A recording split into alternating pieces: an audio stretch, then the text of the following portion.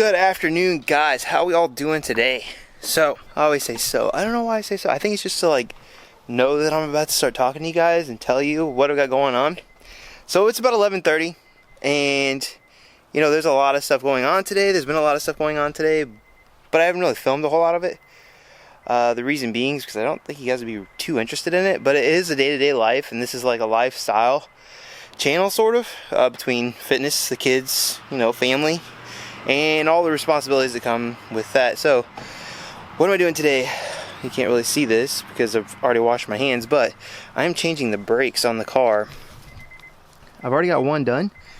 Starting on the second one now. It doesn't take too long to do, but it tends to save quite a bit of money. What we're gonna do is actually get done with the brakes now. So I got the other pads to put on and the rotor. Now I'm not gonna go too much into detail on how to replace, what to replace, you know, all that stuff. I just thought it'd be fun to like time lapse it and show you guys kind of what I'm going through. Get all that done right now, see how that goes, and yeah, we'll just see what we can do with it. See if we can make this chore that I have to do fun. You with me?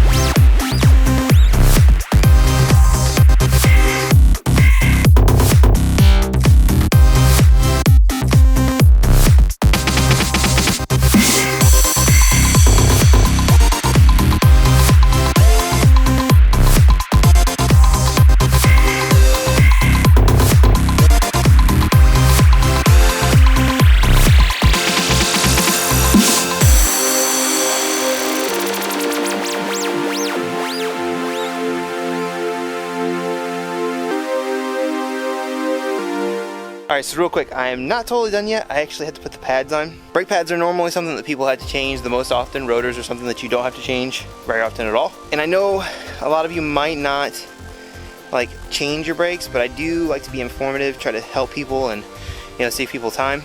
So I'm gonna show you guys a little trick, and this might not be useful to you. If it's not, go ahead and fast forward a little bit further into the video. It's totally fine, I understand.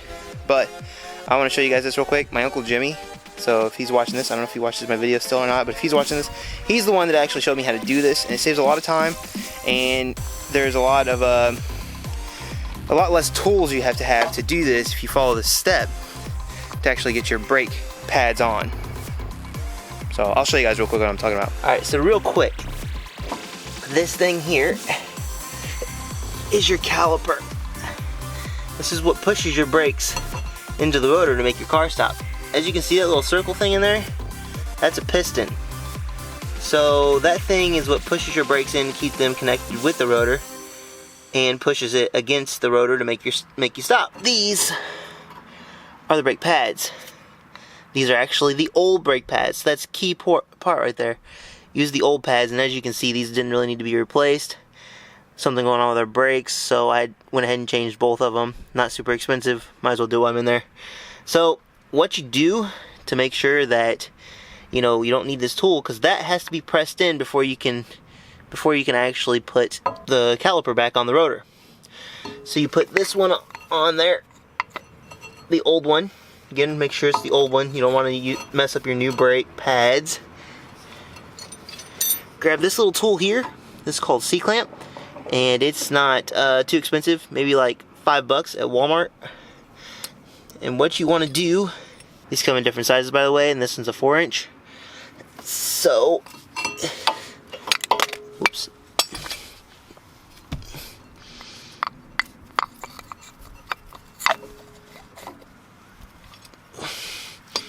Put your C-clamp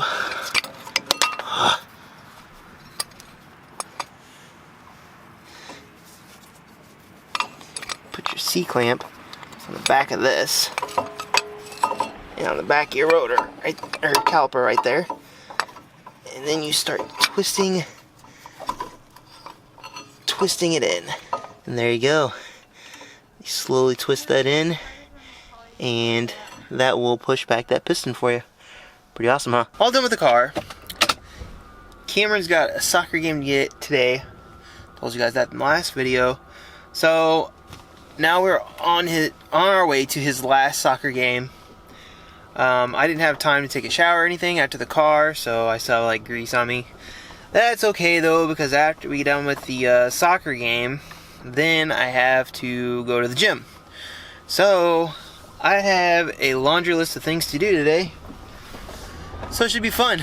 The exciting part about the gym is I'm actually going to be setting maxes today. So going for that 365 again for 5 this time instead of 4, which is what I got last time. You know, focusing on form and stuff like that. But you guys will see whenever we get there. I'm excited.